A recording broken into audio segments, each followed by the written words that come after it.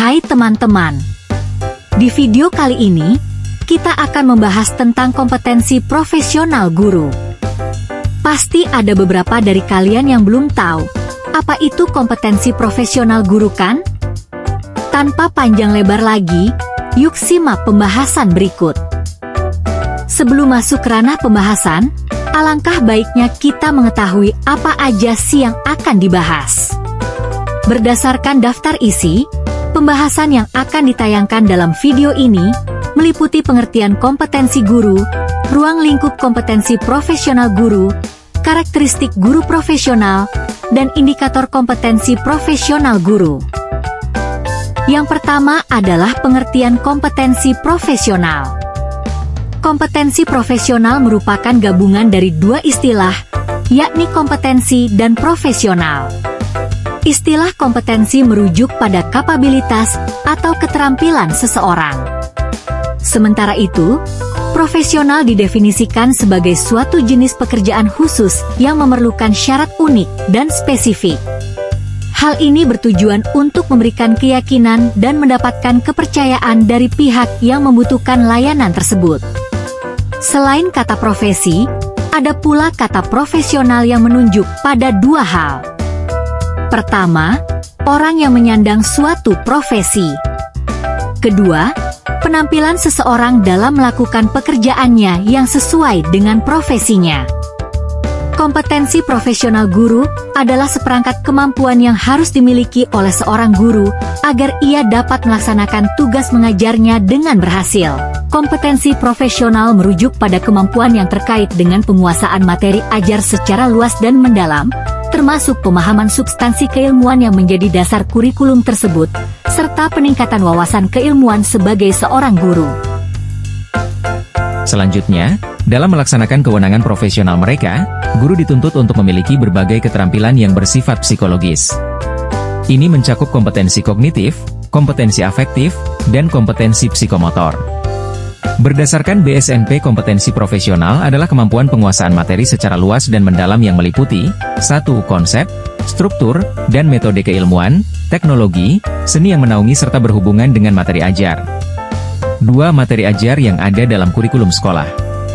3. Hubungan konsep antara mata pelajaran terkait. 4. Penerapan konsep keilmuan dan kehidupan sehari-hari. 5. Kompetensi secara profesional dalam konteks global dengan tetap melestarikan nilai dan budaya nasional. Berikutnya, ruang lingkup kompetensi profesional menurut Cooper ada 4 komponen, yaitu 1. Memiliki pengetahuan mengenai proses belajar serta perilaku manusia. 2. Memiliki pengetahuan dan penguasaan yang mendalam terhadap bidang studi yang diajarkannya. 3. Memiliki sikap yang benar terhadap dirinya sendiri, lingkungan sekolah, rekan kerja, serta bidang studi yang diajarkannya. 4. Memiliki keterampilan dalam metodologi pengajaran. Secara lebih rinci, ruang lingkup kompetensi profesional guru meliputi 1. Memahami dan mampu menerapkan landasan pendidikan, baik itu dalam aspek filosofis, psikologis, sosiologis, dan lainnya. 2. Memahami dan mampu menerapkan teori belajar yang sesuai dengan tingkat perkembangan peserta didik. 3. Mampu menangani dan mengembangkan bidang studi yang menjadi tanggung jawabnya. 4. Memahami dan mampu menerapkan berbagai metode pembelajaran. 5. Mampu mengembangkan dan menggunakan berbagai alat, media, dan sumber belajar yang relevan. 6. Mampu mengorganisir dan melaksanakan program pembelajaran. 7. Mampu melakukan evaluasi terhadap hasil belajar peserta didik. 8. Mampu menumbuhkan kepribadian peserta didik. Pembahasan selanjutnya adalah karakteristik guru profesional. Guru profesional didefinisikan sebagai seorang spesialis dalam bidang studi tertentu. Setelah melalui periode pendidikan dan pelatihan yang cukup lama, kurang lebih 4 tahun untuk tingkat sarjana ditambah 1 tahun untuk pendidikan profesi, diharapkan guru memiliki pengetahuan dan wawasan yang memadai tentang materi pelajaran yang terkait dengan struktur, konsep, dan ilmu pengetahuannya. Ada 5 kriteria yang menentukan apakah seorang guru dapat dianggap profesional. Pertama, guru tersebut memiliki komitmen terhadap siswa dan proses belajar mereka. Kedua, guru tersebut menguasai materi ajar dan metode pengajarannya secara mendalam.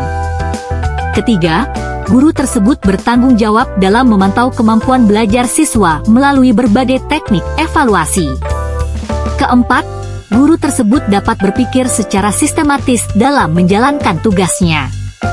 Kelima, guru tersebut harus menjadi bagian dari komunitas belajar dalam lingkungan profesionalnya. Pembahasan berikutnya adalah indikator kompetensi profesional guru. Berikut ini adalah indikator-indikator dari kompetensi profesional guru dalam penguasaan materi pelajaran. 1. Memahami materi ajar yang termuat dalam kurikulum sekolah. 2. Memahami struktur, konsep, dan metode ilmiah yang relevan atau konsisten dengan materi ajar. 3. Mampu menerapkan konsep-konsep ilmiah dalam kehidupan sehari-hari. 4. Memahami hubungan antara konsep-konsep dalam mata pelajaran yang saling terkait. 5. Menguasai langkah-langkah penelitian dan peninjauan kritis untuk memperdalam pengetahuan atau materi dalam bidang studi. Kompetensi profesional merujuk pada pemahaman guru terhadap materi pelajaran secara luas dan mendalam. Hal ini mencakup penguasaan atas materi kurikulum sekolah, substansi keilmuannya yang menjadi dasar materi tersebut, serta struktur metodologi ilmiah. Setiap subkompetensi dalam hal ini memiliki indikator penting sebagai berikut. 1. Menguasai substansi ilmu pengetahuan yang terkait dengan bidang studi. Guru harus memahami materi ajar yang terdapat dalam kurikulum sekolah, memahami struktur, konsep, dan metode ilmiah yang mendukung dan konsisten dengan materi ajar. Guru juga harus memahami hubungan konsep antara mata pelajaran yang terkait dan menerapkan konsep-konsep ilmiah dalam proses belajar mengajar. 2. Menguasai struktur dan metode ilmiah berarti bahwa guru harus mampu menguasai langkah-langkah penelitian dan kajian kritis untuk memperdalam pengetahuan atau materi dalam bidang studi. Kompetensi guru secara keseluruhan dalam praktiknya membentuk satu kesatuan yang utuh. Beberapa ahli berpendapat bahwa istilah kompetensi profesional sejatinya adalah payung yang mencakup semua jenis kompetensi lainnya. Sementara itu, penguasaan materi ajar secara luas dan mendalam lebih tepat disebut sebagai penguasaan sumber materi ajar atau sering juga disebut sebagai bidang studi keahlian. Ya, itu saja pembahasan pada video ini. Kami harap hal ini dapat menambah wawasan kalian tentang kompetensi profesional guru. Terima kasih atas antusias dan semangat kalian semua dalam menyimak pembahasan di video ini. Semoga kita dapat bertemu di video selanjutnya. Tetap semangat dan jangan pernah lelah dalam menimba ilmu.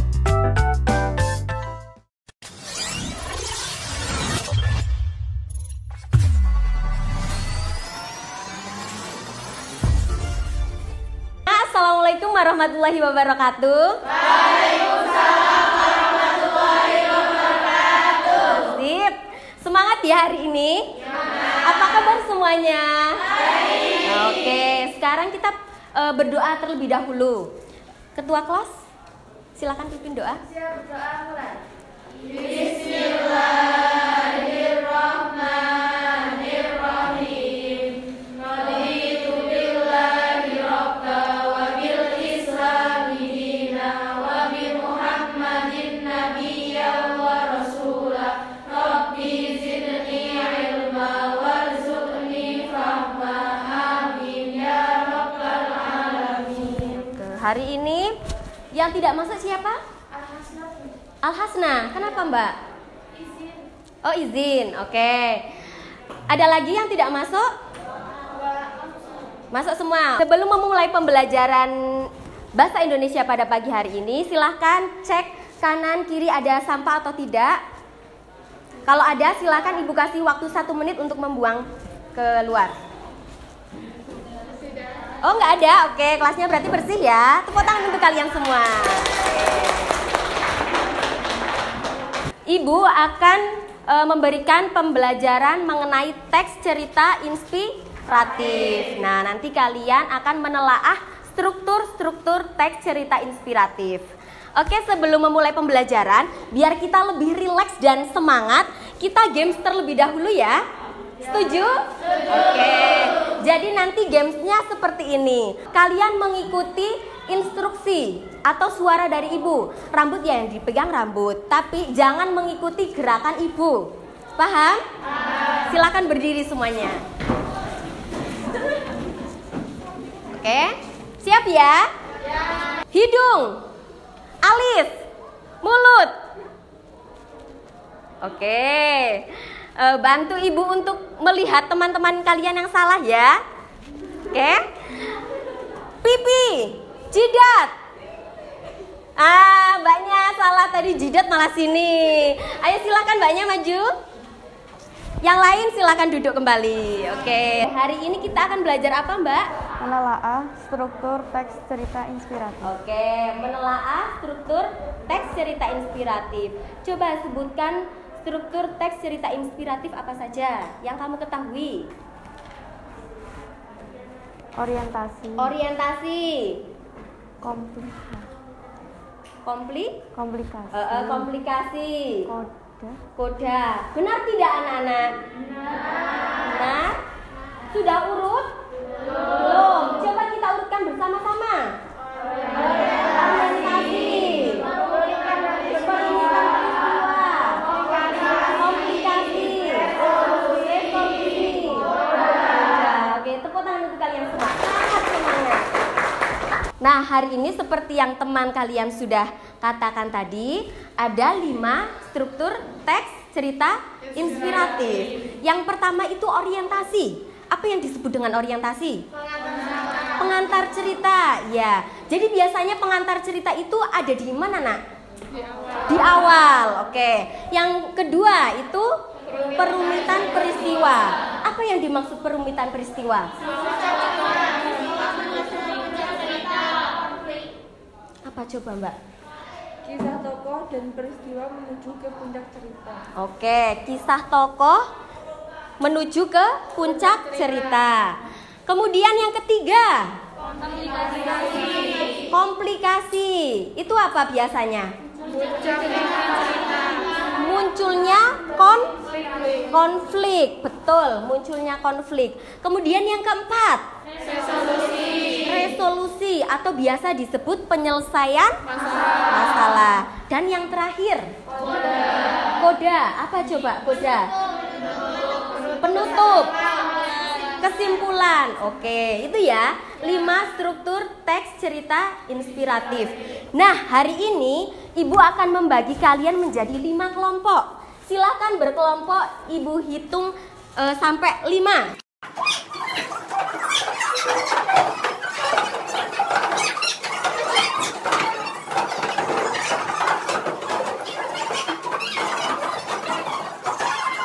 Semuanya kelompok sudah terbentuk.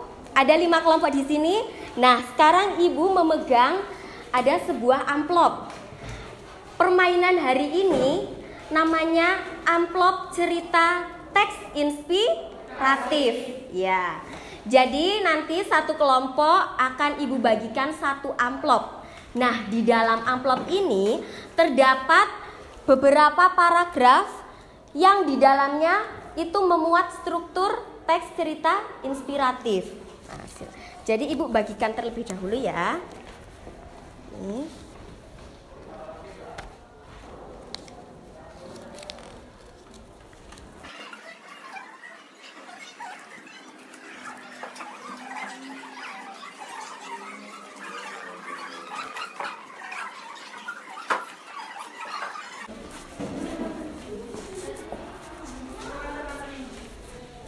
Sudah mendapatkan semua? Sudah. Oke, baik. Di sini ada 5 struktur teks cerita inspiratif. Ketika ibu nanti memberikan instruksi, silahkan kalian baca teks yang berwarna merah, misalkan ada di amplop itu ya. Silahkan kalian baca teks yang berwarna merah, misalkan seperti itu. Jadi nanti kalian menebak unsur struktur apakah teks yang berwarna merah, apakah rangkaian peristiwa, ataukah koda, ataukah yang lainnya. Nanti kalian ketika sudah menemukan jawabannya, kalian menuliskan alasannya di post-it yang sudah ibu bagikan tadi. Post-it berwarna hijau. Alasannya apa? Misalkan teks yang berwarna merah itu merupakan orientasi. Alasannya apa? Karena menggambarkan latar dan tokoh, mengenalkan latar dan tokoh, misalkan seperti itu. Dan yang sudah menemukan jawabannya langsung maju ke depan. Satu kelompok, satu orang saja yang maju. Nah, paham? Paham semuanya? Ya. Oke. Penilaiannya bagaimana, Ibu? Sebelum Ibu memberikan penilaian, Ibu bagi terlebih dahulu. Yang sini kelompok 1, kelompok 2, kelompok 3, kelompok 4, dan yang belakang kelompok 5. Diingat-ingat kelompoknya ya.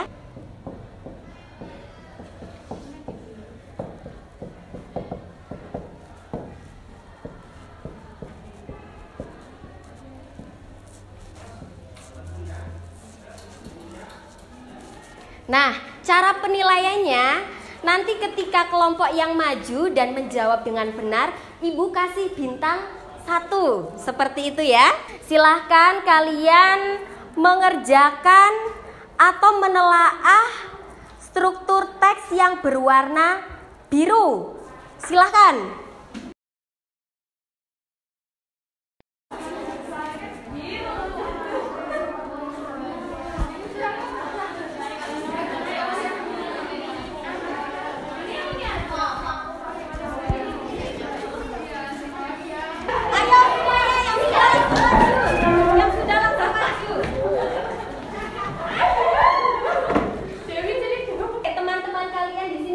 Maju semua dan membawa struktur teks yang kalian telah. Coba Ibu lihat.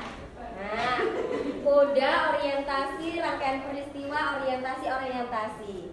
Yang betul itu apa, Nak? Orientasi. Ini kelompok berapa? Kelompok 2 dan kelompok 1 salah. Tidak apa-apa, kita belajar bersama. Orientasi, coba Mbak sebutkan. Karena di dalamnya terdapat pengenalan tokoh dan latar belakang tokoh. Oh ya, benar ya. Orientasi karena di dalamnya itu terdapat pengenalan tokoh dan juga latar belakang tokoh. Tepuk tangan untuk kelompok 3. Silakan kembali. Baik anak-anak, tadi kita sudah menelaah struktur teks cerita inspiratif berupa orientasi. Nah, sekarang coba kalian telaah teks yang berwarna abu-abu.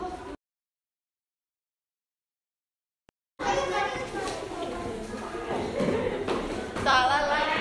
Ayo.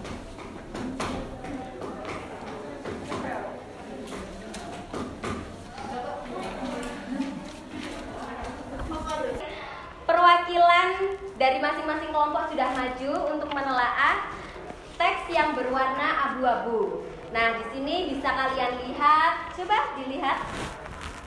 Komplikasi. Oh, ada yang jawab koda. Komplikasi. Baik, kita mendengarkan pendapat salah satu kelompok. Dari kelompok berapa?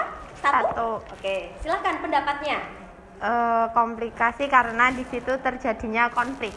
Benar tidak komplikasi itu terjadinya konflik? Benar. Oke. Tepuk tangan untuk kelompok. Baik, yang salah kelompok berapa, Nak? 3. Berapa? 3. Yang salah kelompok 3. Berarti kelompok 3 tidak mendapatkan bintang. Silahkan duduk kembali. Kelompok 3 belum mendapatkan bintang. Untuk selanjutnya kalian akan Ibu beri lembar kerja. Nah, lembar kerja ini untuk meneruskan menelaah struktur teks cerita inspiratif. Tadi kan kita baru menelaah 3 ya. Baru menelaah 3 struktur teks cerita inspiratif. Nah, nanti kalian bisa tuliskan yang lainnya di lembar kerja ini. Nanti Ibu bagikan satu persatu. Yang kita pelajari hari ini adalah struktur teks cerita inspiratif. Coba, tadi kita belajar struktur apa saja? Yang pertama, orientasi. Bentar, orientasi itu apa, Mbak? Orientasi adalah pengenalan cerita. Benar. Orientasi adalah pengenalan Cerita. Struktur yang kedua, apa? Perumita menuju. Coba, Mbak, silakan. kerumitan peristiwa itu? Menuju puncak peristiwa cerita. Oh ya, benar. Oke ya, benar ya. Kemudian struktur yang ketiga itu apa nak? Komplikasi. Siapa ya? Coba Mbak, komplikasi apa? Inti cerita dan terjadinya konflik. Inti cerita dan juga terjadinya konflik. Betul atau tidak? Dan struktur yang keempat apa? Resolusi. Resolusi atau biasa disebut penyelesaian masalah. Penyelesaian masalah. Betul atau tidak?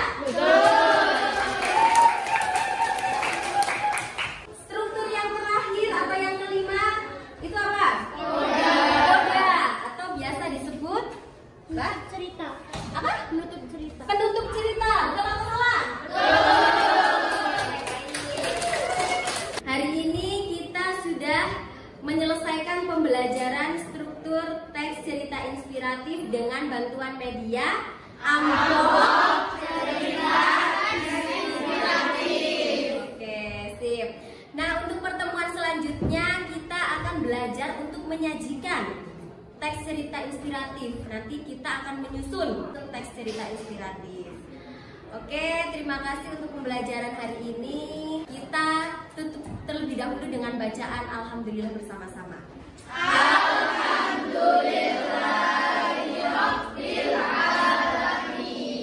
Sekian dari Ibu akhiri. Wassalamualaikum warahmatullahi wabarakatuh.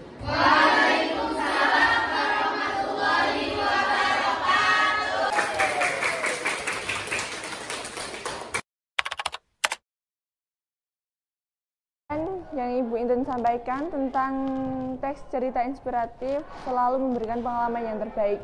Pembelajaran yang Ibu Inten berikan mudah dipahami, mudah dimengerti, dan juga menyenangkan. Dalam pembelajaran yang Ibu Inten sampaikan pada materi kali ini dapat mudah dipahami karena menggunakan media amplop teks cerita inspiratif. Pembelajaran Bu Inten hari ini asik. Pelajarannya Bu Inten itu MBL. Menyenangkan banget loh.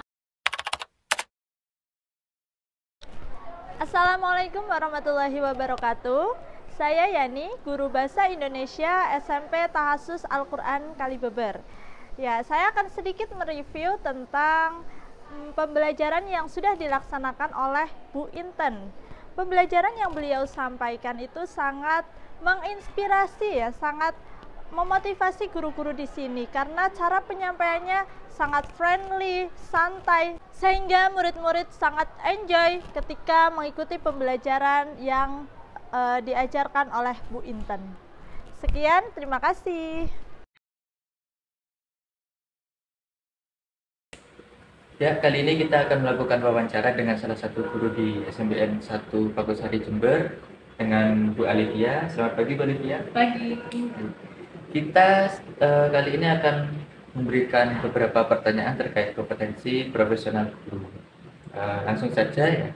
Untuk yang pertama, menurut Bu Alivia, apa itu kompetensi profesional guru? Menurut saya itu seperti kemampuan yang harus dimiliki oleh seorang guru. Baik, untuk pertanyaan yang berikutnya, menurut Bu Alivia, apa sih fungsi dari kompetensi profesional guru? Fungsinya itu seperti guru tuh harus bisa membuat rancangan pembelajaran. Kemudian guru tuh harus bisa menguasai materi di dalam kelasnya. Kemudian harus bisa mengembangkan materinya sendiri. Gitu. Langsung di pertanyaan yang ketiga,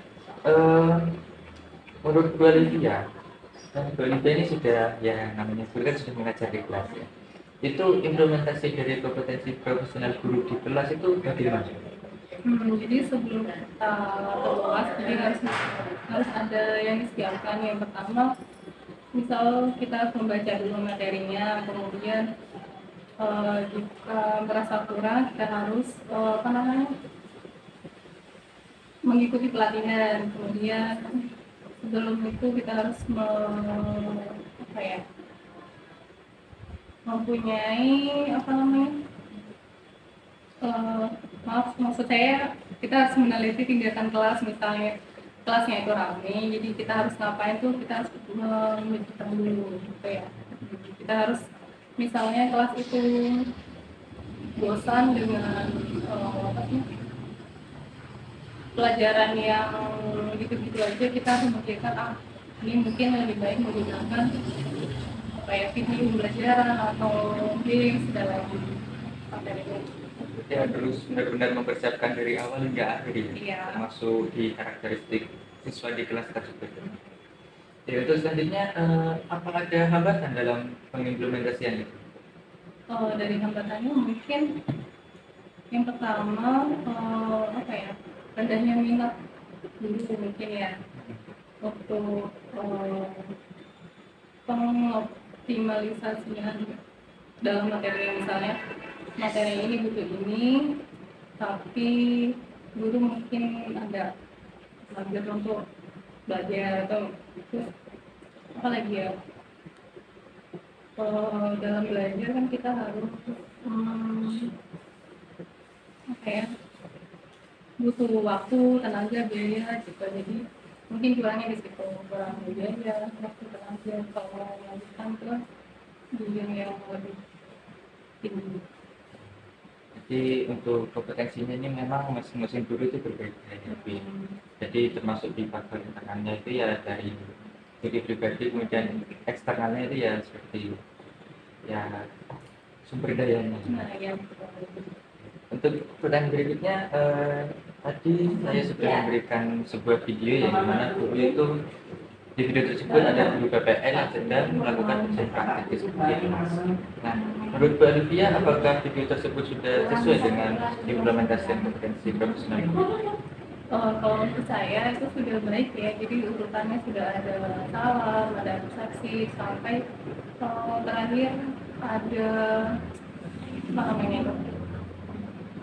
penyampaian rilisnya ada dari materi amplop, dari situ lebih siswa itu lebih menarik, jadi siswa bisa lebih paham akan materi yang tadi itu.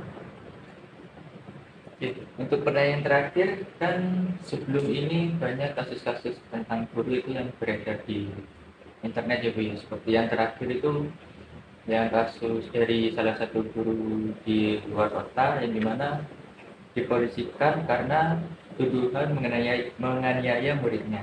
Nah, menurut Bu Olivia, apa pendapat terkait kasus tersebut? Itu menurut Ibu karena kurangnya komunikasi antara guru dengan wali murid, jadi mungkin karena perbedaan persepsi bisa menimbulkan konflik gitu. Jadi penting bagi pihak sekolah ataupun wali murid untuk menjadi komunikasi yang baik. Jadi inti masalahnya sebenarnya itu di masalah komunikasi. Ya, mungkin. Oke, baik, itu tadi 6 pertanyaan dari saya terkait kompetensi profesional guru, baik itu secara teori, implementasi hingga kasus-kasus yang terjadi di Indonesia saat ini. Dan terima kasih Bu Olivia sudah memberikan waktunya untuk wawancara bersama saya. Dan selanjutnya, kasus Ibu Supriyani, seorang guru honorer yang dituduh menganiaya siswa di Konawe Selatan, Sulawesi Tenggara, mencerminkan tantangan serius dalam kompetensi dan profesionalisme guru di Indonesia. Kasus ini bukan hanya tentang tuduhan penganiayaan, tetapi juga menyoroti kerentanan guru dalam menjalankan tugas mereka di tengah tekanan hukum dan intervensi dari pihak luar. Ibu Supriyani dituduh melakukan pemukulan terhadap siswa yang merupakan anak seorang anggota kepolisian. Tuduhan ini muncul setelah anak tersebut mengubah pernyataannya, yang awalnya menyatakan bahwa luka dialaminya disebabkan oleh jatuh. Hal ini menunjukkan adanya potensi intervensi dari orang tua siswa yang dapat menciptakan situasi tidak adil bagi seorang guru. Wakil Ketua Komisi 10 DPR RI menekankan bahwa posisi guru, terutama guru honorer seperti Supriyani, sangat rentan terhadap resiko hukum saat melaksanakan tugas mendidiknya. Perlindungan hukum bagi guru seharusnya menjadi prioritas utama. Dalam kasus ini, meskipun ada regulasi yang mengatur perlindungan bagi pendidik, implementasinya masih sangatlah lemah. Kasus dari Ibu Supriyani memberikan gambaran yang jelas tentang pentingnya kompetensi profesional guru dalam profesi keguruan. Kompetensi profesional guru mencakup berbagai aspek yang tidak hanya berkaitan dengan penguasaan materi pembelajaran saja, tetapi juga kemampuan dalam mengelola proses pembelajaran dan berinteraksi dengan siswa serta orang tua.